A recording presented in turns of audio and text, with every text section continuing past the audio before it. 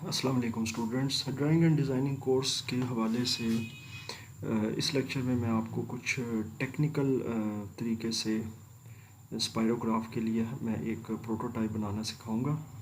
और पिछले लेक्चर में मैंने जिस तरीके से आपको पेटल्स के पैटर्न और स्पायरोग्राफ बनाना सिखाया, लेकिन उसके अंदर मैंने फ्री हैंड किया, उसमें कोई टेक्निकल या कोई उसके अंदर मैंने कोई कैलकुलेशंस वाला काम नहीं किया। इसमें मैं कोशिश करूँगा कि आपको कैलकुलेटेड तरीके से भी सिखाऊं।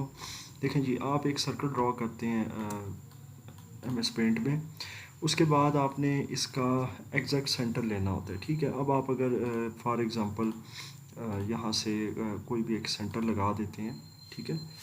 और मतलब अब मैं फिर वही बात करूँगा कि एक्सपीरियंस लोग जब काम कर रहे होते हैं तो उनका थोड़ा सा एक माइंड सेट भी होता है और उनका हाथ भी सेट होता है कि कहाँ सेंटर कैसे लगाना है, और वो एक उसकी आई जजमेंट भी कर लेते हैं।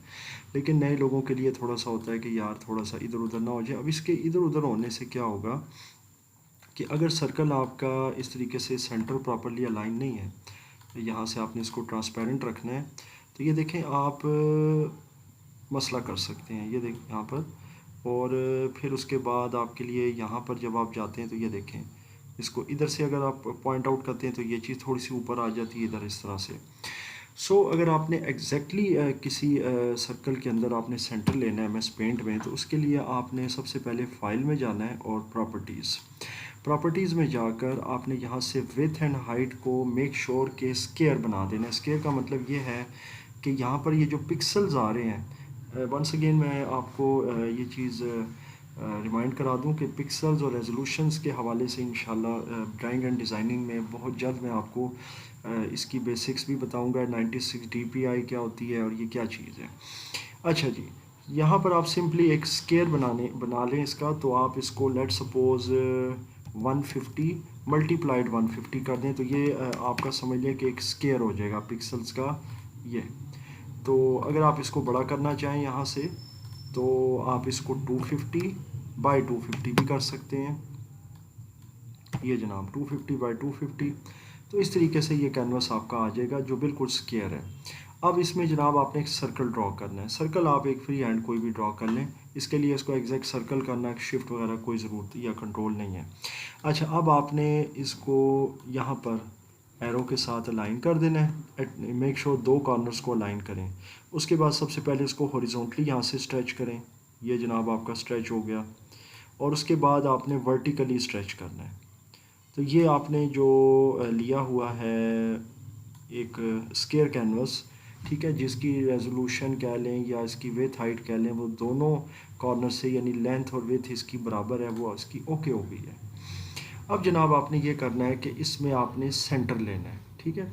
और सेंटर लेने के लिए आप एक लाइन लेंगे, कोई भी एक, यहाँ से कलर सेलेक्ट करने के बाद आप यहाँ से इसको, ये देखें, ये आपने एक क्रॉस डायगोनल जिसको हम कहते हैं, ये आपने सॉरी कंट्रोल Z, ये आपने ड्रॉ कर लिया, ठीक है। उसके बाद फिर आपने एक क्रॉस डायगोनल यहाँ से ड्रॉ करना है, क्रॉस लाइन ये जनाब आपने यहाँ से ड्रॉ करनी है और ये बिल्कुल आपकी एग्जैक्ट सेंटर में यहाँ से आ जाएगी। ये जनाब आप इधर से इसको कर सकते हैं यहाँ पर सेंटर। अच्छा जी, अब आप ये देखें बिल्कुल सेंटर आ गया इसका। अब इस सेंटर के अंदर आपने किस तरीके से इसको पिक करना है कलर को, उसके लिए आपने ये पेंसिल लेनी है। यहाँ पर इसका कोई डिफरेंट कलर होना चाहिए। जैसे फ़र्ज़ करें मैं ब्लैक ले लेता हूँ, यहाँ पे आप डॉट लगाते हैं, ठीक है। आप इसको पहले जूम कर लें यहाँ से एटलीस्ट 200, ताकि आपको मालूम रहे कि आपने किस तरीके से करना है। ये एग्जैक्ट देखें मैंने सेंटर में कर दिया है। और इसको मैं ख़त्म कर देता हूँ यहाँ से, और या फिर इसको मैं सेलेक्ट करके भी डिलीट कर सकता हूँ। अब इसको कैसे मैंने करना है जी, क्रॉस जो बाकी रह गया है, इसके लिए मैंने फिर एक बार सर्कल लेना है और इसका ब्लैक कलर ही जैसा पहले था, और कोई भी एक फ्री हैंड सर्कल आप ड्रॉ कर लें। इसको आपने यहाँ इसके साथ जो इसके कॉर्नर्स हैं उनके साथ लगा देना है। ये जनाब कॉर्नर्स के साथ लगा दिया, और ये आपने ये लगा दिया। उसके बाद आपने नीचे से भी लगा दिया इसको, ये जनाब आपका ये लगा दिया। तो इस तरीके से ये सर्कल आपका जनाब ड्रॉ हो गया। बाहर क्लिक कर दें। अब ये जो चीज़ें आपकी रह गई हैं, they are very simply to be eliminated. यहाँ से आप वाइट कलर लें और ये जो फिल बकेट है ये देखें, आप यहाँ से इसको ख़त्म कर दें। ये इस सर्कल के एग्जैक्ट सेंटर में ये डॉट आ गया आपका। ये बन गया आपके नेक्स्ट स्पायरोग्राफ के लिए एक अदद, समझ लें कि एक मोल्ड बन गया, सांचा बन गया, या एक आपका समझ लें कि एक स्टार्टअप सर्कल बन गया। इसको अब आपने सेव कर देना है यहाँ डेस्कटॉप के ऊपर। इसका नाम आप रख दें सर्कल विद डॉट इनसाइड, ठीक है। और इसको आप कर दें नो प्रॉब्लम, आप पीएनजी में कर दें, जेपैग में, जिस मर्ज़ी आप फॉर्मेट में कर दें। अच्छा जी, अब आपने इसको यूटिलाइज़ कैसे करना है। यूटिलाइज़ के लिए आप इसको लेकर आएंगे। पहले आप एम एस पेंट ओपन करें जनाब। ये आपने एम एस पेंट ओपन किया, इसमें आप किसी भी साइज़ का जो है वो कैनवस, उसका साइज़ आप ले लें।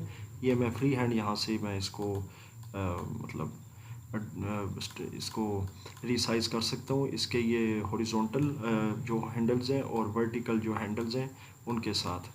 अब इसके बाद मैं जाता हूँ यहाँ पर पेस्ट और पेस्ट फ्रॉम। पेस्ट फ्रॉम में से जाकर सर्कल विद डॉट ये मैं ले आया हूँ जनाब। यहाँ से मैं इसको लूँगा ट्रांसपेरेंट। सो अब ये हो गया ट्रांसपेरेंट। कंट्रोल के साथ जनाब इसकी कॉपी निकालते हैं और आप बहुत आसानी के साथ ये देखें, अब आप इसको यूज़ कर सकते हैं, ये देख सकते हैं आप।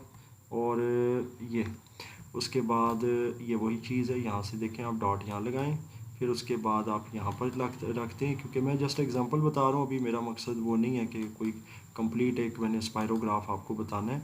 अच्छा, मज़े की बात है कि आप इसको जितना पैटर्न को कंटिन्यू करना चाहें आप कर सकते हैं। इसके आप कॉर्नर्स के साथ लगाते जाएँ और ये पैटर्न जो है वो आपका इंक्रीज़ होता जाएगा जनाब यहाँ से स्पायरोग्राफ का। सो ये जनाब आपका इस तरीके से स्पायरोग्राफ बनता जाएगा। और वो डॉट वाला जो सर्कल है उसके साथ आप इसको आसानी के साथ जितने चाहें पैटर्न्स आप एक स्पायरोग्राफ में क्रिएट कर सकते हैं और जितना बड़ा स्पायरोग्राफ भी चाहें आप बना सकते हैं। सो ये जनाब इसका एक समझ लें कि कोई इसमें रॉकेट साइंस नहीं है, बस थोड़ी सी टेक्निक यूज़ आपने करनी है। इसको क्विक इरेज अगर आपने करना हो तो उसका तरीका है, आपको मैं बता देता हूँ। इसके लिए मैं ऑन स्क्रीन कीबोर्ड से आपको बता देता हूँ क्या करना है। कंट्रोल होल्ड रखकर आपने ए प्रेस करना है, सिलेक्ट ऑल हो जाएगा आपका, ये याद रखिएगा। Control A for select all, ये आपका कंट्रोल ए से सिलेक्ट ऑल होगा यहाँ पर सारा। और उसके बाद आपने ये डिलीट, आपने ये की प्रेस कर देनी है, तो ये आपका क्विक अरेज होता है कि यहाँ से हो जाता है। अदरवाइज़ अगर आपने थोड़ा थोड़ा अरेज करना हो तो फिर वो उसके लिए आप अरेज़र यूज़ करते हैं। मिसाल के तौर पर अगर आपने कुछ ऑब्जेक्ट्स बनाए हैं और उनके कुछ भी कॉर्नर्स हैं और कोई चीज़ अगर आपने इस तरह ड्रॉ की हुई है और वो अरेज़ करनी है तो उसके लिए आप अरेज़र यूज़ करते हैं। और इस अरेज़र को भी आप एनलार्ज कर सकते हैं। इसका तरीका भी वही है कि कीबोर्ड से आपने कंट्रोल और प्लस करना है, तो ये जनाब आपका अरेज़र बड़ा हो जाएगा। ये देख सकते हैं कंट्रोल प्लस, प्लस आपका जो है वो आपका न्यूमेरिक कीपैड में बना होगा राइट साइड पर जो कीबोर्ड पर होता है, डेस्कटॉप कीबोर्ड पर। तो ये जनाब आपका जो अरेज़र है वो आपका एनलार्ज हो जाएगा। फिर आप जिस पोर्शन को चाहें अरेज़ कर सकते हैं। अगर आप इसको बैकग्राउंड पर कोई कलर देना चाहते हैं अरेज़ के, तो ये देखें, ये आप इस तरह भी इसको अरेज़ कर सकते हैं। लेकिन ये हम मोस्टली नहीं यूज़ करते, हम ज़्यादातर ये वाइट ही यूज़ करते हैं क्योंकि हमारा कैनवस वाइट होता है। लेकिन अगर हमारा कैनवस किसी और रंग का है तो फिर हम फ़र्ज़ करें कि हमारा कैनवस इस कलर का है, सॉरी हमारा कैनवस इस रंग का है, और अगर हमने इसको अरेज़ करना है तो फिर अगर हम इसको वाइट अरेज़र से करेंगे तो ये इस तरह होगा। सो हम फिर इसके लिए यही वाला कलर लेते हैं कि अब इसको ज़ाहिर हम पिक भी कर सकते हैं यहाँ से, तो यहाँ से भी आप ले सकते हैं, ये देखें। तो फिर जब आप अरेज़ करेंगे तो फिर ये होगा कि जनाब वो आपके बैकग्राउंड कलर के अकॉर्डिंगली इसको अरेज़ करेगा और वो उसको उसके बैकग्राउंड कलर के साथ हम आहंग कर देगा। तो आई होप कि आपको ये अरेज़र की केमिस्ट्री का भी अभी अंदाज़ा हो गया कि किस तरीके से हम एम एस पेंट के अंदर आप अरेज़र को बैकग्राउंड कलर देकर आप उससे, अगर आपकी ड्राइंग पर कोई बैकग्राउंड कलर है तो आप उसको अरेज़ कर सकते हैं।